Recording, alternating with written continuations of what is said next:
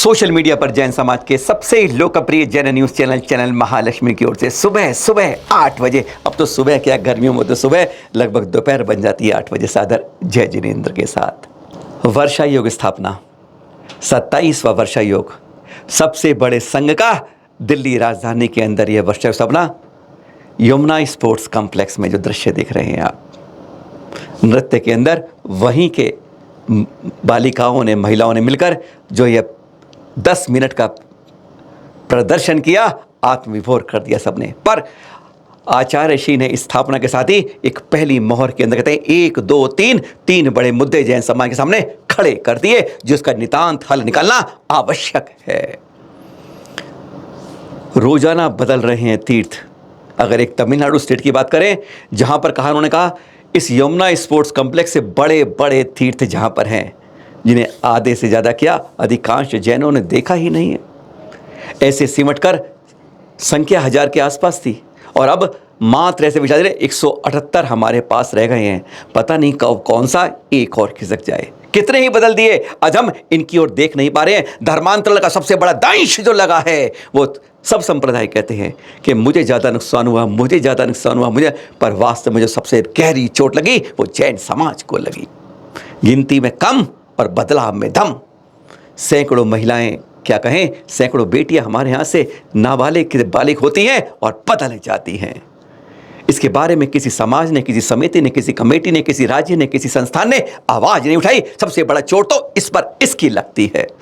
आचार्य ने स्पष्ट कह दिया कि कब जागोगे दिल्ली वालों, कहते तो बहुत बड़े दिल वाले हो, बहुत बड़ी आवाज उठाते हो। 5 लाख से ऊपर की गिनती है, 200-250 से ज़्यादा मंदिर हैं और सब विशाल हैं, समृद्ध हैं, लेकिन इस बात को क्यों भूल जाते हो। सबसे पहली चोट स्थापना के अंदर आचार्य ने इस बात पर लगाकर जैनों से आंदोलन की एक आवाज दी। सुनिए जरा। 178 से ज्यादा जैन मंदिर हैं जो कि आज भी जैन मंदिर हैं, और सैकड़ों जैन मंदिर हैं कि जिनको दूसरे लोगों ने कब्जा करके दूसरा मंदिर बना दिया है। बहुत नुकसान हुआ है। सबसे ज्यादा धर्मांतरण का दंश भोगा है जैन समाज ने। और अभी भी कम से कम 500 छोरियां तुम्हारी कहां से कहां चली गईं पिछले थोड़े सालों में, लेकिन किसी को फिक्र नहीं है, कोई आंदोलन नहीं है, कोई खबर नहीं है। पड़ोसी की गई, जाने दो, साला बहुत उछलता था। इस तरह से सोचते हैं, खड़े नहीं होते हैं। क्या होगा जिन शासन का। दिल्ली जैसी राजधानी में, देश की राजधानी में भी जहां जैनों का जलवा है, जलवा होना चाहिए, वहां भी वर्चस्व कहां कायम है। जहां 500-700 साल पुराने मंदिर हैं, जहां 200 से ज्यादा मंदिर हैं, जहां 5 लाख से ज्यादा, एनसीआर में 5 लाख जितने श्रावक निकल आएंगे।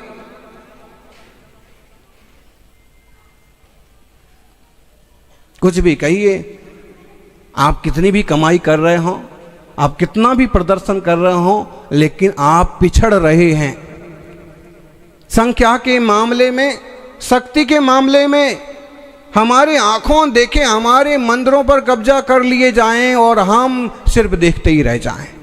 गिरनार जी पर निर्माण लाडू का देखिए, एक व्यक्ति की इच्छा नहीं है कि वो निर्माण लाडू चढ़ाए शेखर जी की टोंक पर, नेमिनाथ भगवान के चरणों में है। तो 10,000 लोगों की है इच्छा, लेकिन क्या करें, संभलना होगा। 0.4% बोलते हैं। ठीक ढंग से खोज की जाए, तमिलनाडु और पश्चिम बंगाल तरफ के सारे जैनियों को इकट्ठा किया जाए, तो इस देश में जैनियों की संख्या कम से कम 2% होगी। लेकिन उनकी गिनती जैनों में नहीं हो रही है। एक तो वे खुद भी भूले हुए हैं और हम उससे ज़्यादा उनको भूले हुए हैं। तमिलनाडु में भी जैन हैं, केरला में भी जैन हैं, कर्नाटक में भी कम से कम 10 लाख जैन निकलेंगे आराम से। इस बात पर ध्यान देना होगा। हाथ दीजिए साथ लीजिए, खाए खोया बह गया। एक दूसरे को सहयोग देकर के आगे बढ़ाइए, टांगे खींच करके नीचे मत गिराइए। आचार्य श्री यहीं नहीं रुके, एक एक रग को बड़ी तरीके से पकड़ा उन्होंने। आज हम कहते हैं चैनल महालक्ष्मी बहुत आवाज़ देता है क्योंकि हमारी बड़ी कमेटियाँ सो ही रहती हैं और सोने का काम जैसे चैनल महालक्ष्मी ने एक ठेका ले लिया है अपने से ऊपर। तीर्थ का संरक्षण होना चाहिए।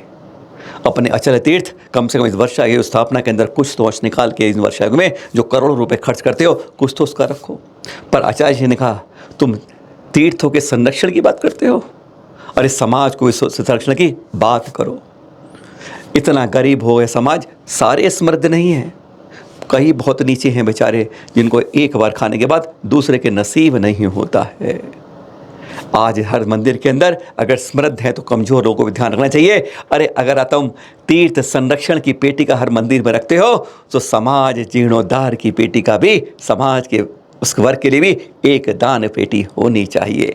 जब 5-6 महीने में खुले तो उसका सहयोग किसी गरीब को, किसी मजबूर को, किसी सहयोग को वह मिल के मिले। तो ये कहते हैं जरा तुमने हाथ बढ़ाया तो वह हाथ उठा के कहीं का कहीं पहुंच सकता है। पर आज हमारी आदत क्या है, उसकी टांग खींचने की, कि अगर वह 3 टांग का होगा तभी तो गिरेगा, क्योंकि हम तो उठ नहीं सकते, उसे गिराने में हम लगे रहते हैं। सुनिए जरा कड़वी कड़ी पर सही से सटीक आचार्य जी ने अपने पहले संबोधन में यमुना स्पोर्ट्स कॉम्प्लेक्स में इस बारे में क्या कहा। तीर्थ जीर्णोद्धार पेटिका, और मुझे लगता है कि हर मंदिर में एक पेटी होना चाहिए जिस पर लिखा रहे समाज जीर्णोद्धार पेटिका।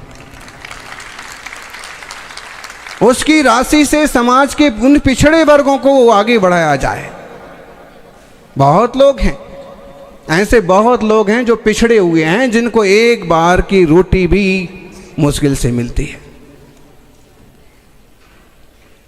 मत भूलिए, दिल्ली में तो 1000 कमाने वाले को भी आप गरीब समझते हैं, लेकिन तमिलनाडु, बंगाल और मध्य प्रदेश के कुछ हिस्सों में महीने भर की कमाई 1000-2000 हो पाती है। या तो वहाँ काम नहीं है, या वैसी करने की क्षमता नहीं है। हर मंदिर में एक सिस्टम हो समाज जीर्णोद्धार पेटिका, और पंचायत महीने 2-4 महीने में जब भी खोले उसकी राशि से समाज में से जिनके पास से आवेदन आए हैं, या आपने जिन लोगों को चिन्हित कर लिया है कि इन्हें ज़रूरत है, उन लोगों को वो राशि प्रदान करके उनका जीवन स्तर ऊंचा उठाइए।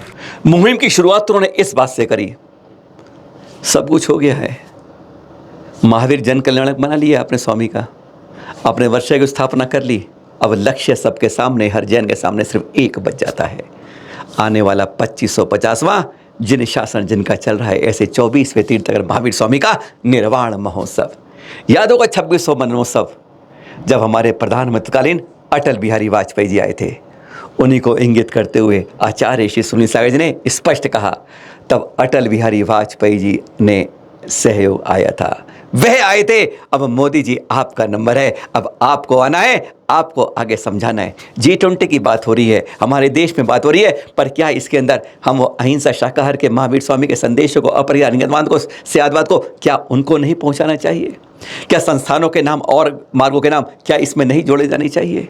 क्या हमें किस तरीके से इन संदेशों को पूरे विश्व के स्तर तक पहुंचाना है, क्या इस बारे में बात नहीं होनी चाहिए? उन्होंने खरी बात एक बार में कह दी कि अब सारे देश को, सारे समाज को, सारे जैन समाज को अब इस बात पर लग जाना है कि कैसे महावीर स्वामी के 2550वें निर्वाण महोत्सव को सबको एकजुट होके मनाना है और क्या क्या करना है। सुनिए जरा। महावीर स्वामी का 2550वां निर्वाणोत्सव है। हम चाहते हैं कि प्रधानमंत्री अटल बिहारी वाजपेयी ने जैसे 2600वें जन्मोत्सव का नेतृत्व स्वीकार किया था, उसी तरह से नरेंद्र मोदी प्रधानमंत्री 2550वें निर्वाणोत्सव का नेतृत्व स्वीकार करें। आदरणीय माननीय और पूरे देश में महावीर भगवान का 2550वां निर्वाणोत्सव धूमधाम से इस दिवाली से अगली दिवाली तक मनाया जाए।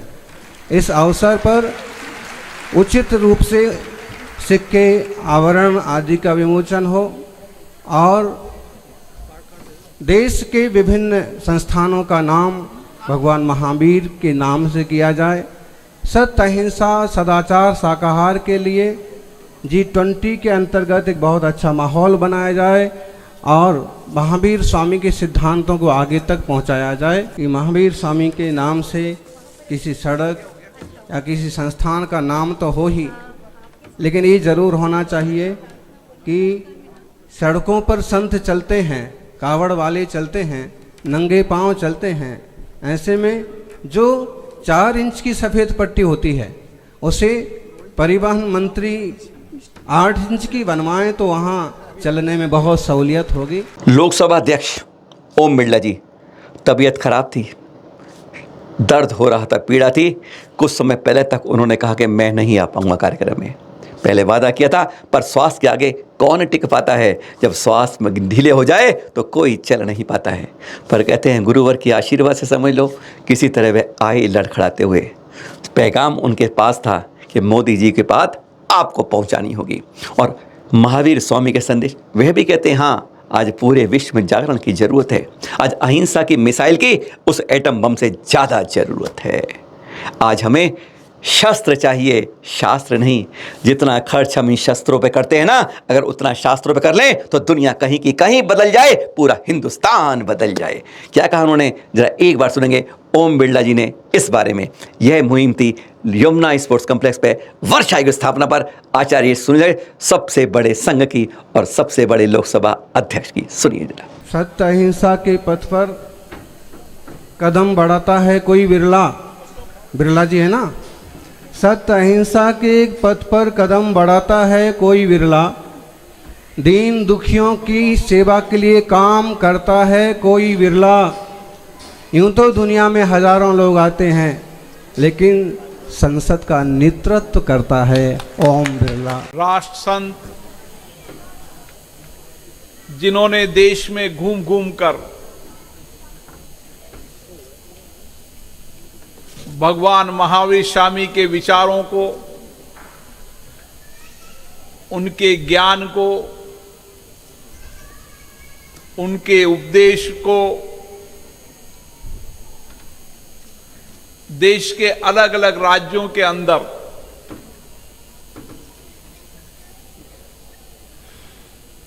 महावीर स्वामी के विचार को आत्मसात करें और महावीर स्वामी के विचारों से इस देश में नहीं पूरे विश्व में अहिंसा, शांति, करुणा, दया, मानवता का संदेश जन जन तक पहुंचे। परम पूज्य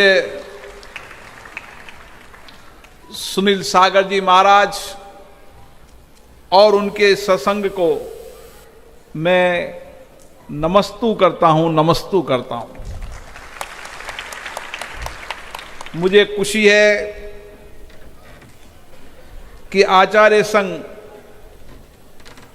इस वर्ष, इस परम वर्ष योग में यहां पर हमारे को दर्शन देने आए हैं। जब जब संतों के पैर पड़ते हैं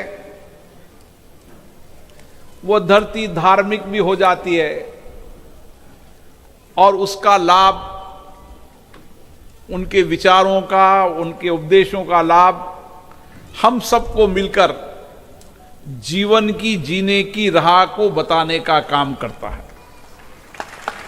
संत हमेशा अंधेरे में उजाले की दिए की तरह होते हैं, जो हमारे जीवन को प्रकाशमय करते हैं। हर चुनौतियों, कठिनाइयों, चिंताओं, हर समस्याओं का समाधान गुरु की वाणी में होता है और वही वाणी सुनील सागर महाराज, मुनि महाराज की है। मैं तो जब भी इनके चरणों में आता हूं मुझे विशेष स्नेह लगता है और मैं ये कह सकता हूं कि जिस तरीके से सुनील सागर जी महाराज ने कहा कि भगवान महावीर का 2550वां निर्वाण दिवस देश और दुनिया में मनाना चाहिए। महाराज जी, आज भी दुनिया के अंदर अगर शांति अहिंसा का संदेश चलता है तो भगवान महावीर का चलता है।